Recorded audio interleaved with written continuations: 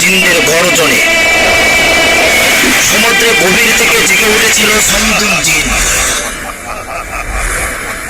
আর আকাশে ছুটে বেড়াচ্ছিল রহস্যময় ডানাওয়ালা ঘোড়া।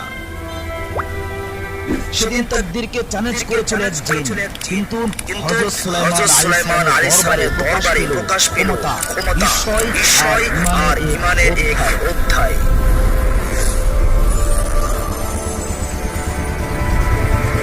যা বদলে দিল পৃথিবীর সব ইতিহাস। কি আছে এই ভিডিওতে জানতে হলে দেখতে থাকুন পুরো ভিডিওটি। একদিন সুলাইমান আলাইহিস সালাম সিংহাসনে বসে বাতাসকে বললেন, হে বাতাস, পৃথিবীর সবচেয়ে সুন্দর স্থানে নিয়ে চলো। সাথে সাথে বাতাস সিংহাসনকে উড়িয়ে নিয়ে গেল। 7 সমুদ্র পার হয়ে